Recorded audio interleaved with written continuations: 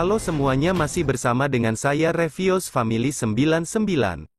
Di video kali ini Revios akan membahas alur cerita Perfect World episode 114.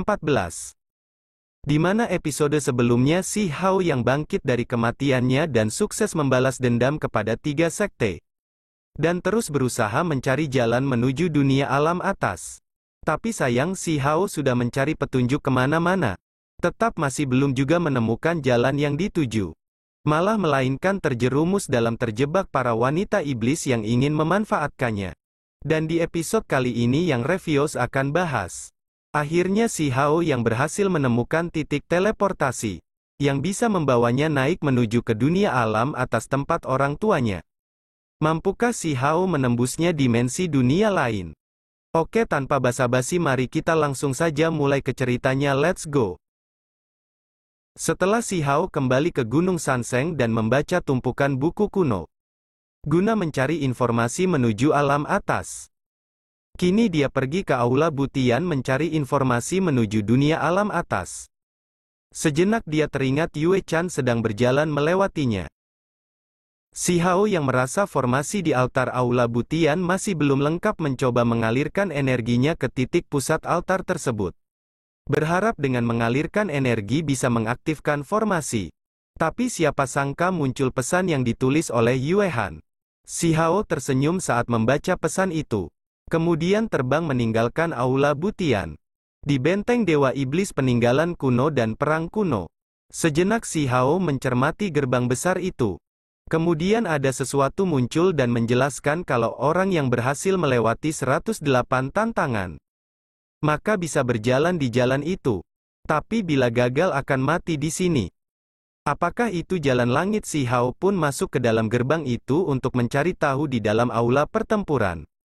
Dan dari kejauhan dia melihat kertas mantra berubah menjadi binatang singa dan menyerangnya. Tapi untung saja Si Hao sigap. Hanya dengan satu serangan teknik Swani dia langsung menghancurkan binatang tersebut.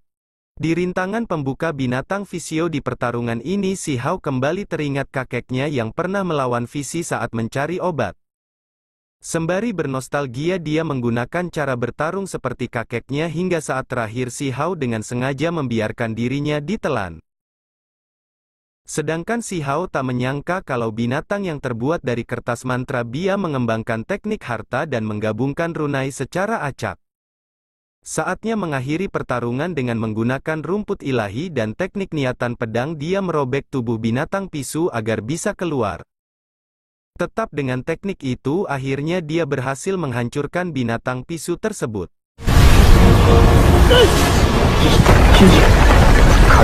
Tiba di ruangan misterius banyak berserakan tulang belulang.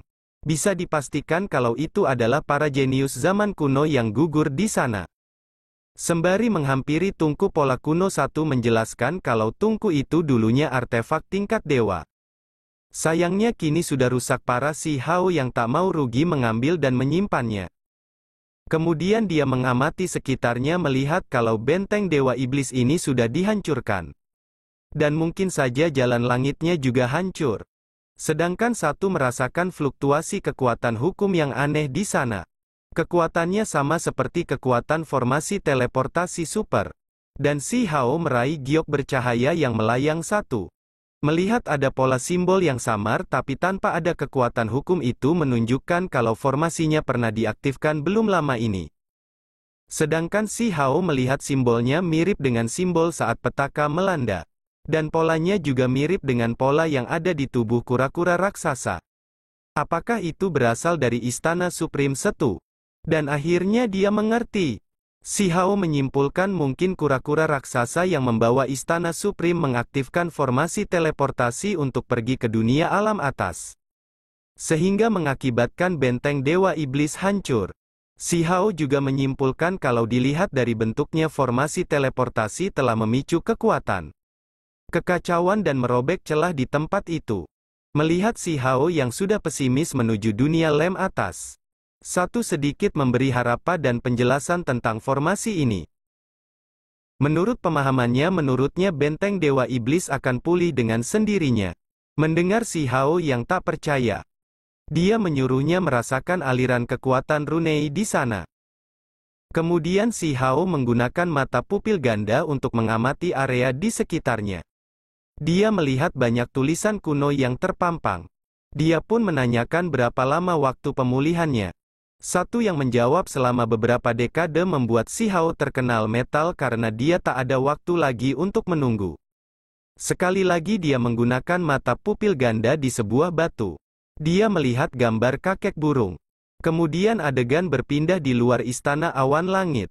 Si Hao berdiri sambil mengingat saran dari kakek burung yang menyuruhnya pergi ke istana awan langit klan Hyun. Dengan penuh semangat, Setu terus menghampirinya.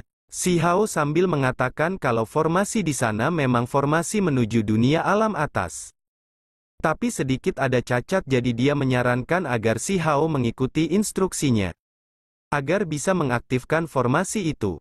Formasi pusat penghubung ilahi kekuatan ilahi memperbaiki formasi gunakan tubuh sebagai pemandu.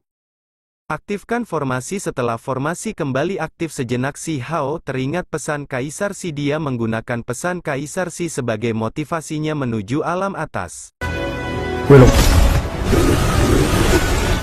Di dalam saluran dua alam. Saat mencapai setengah perjalanan terjadi retakan di dalam saluran dua alam tersebut. Menimbulkan benang-benang cahaya yang dapat memotong apapun.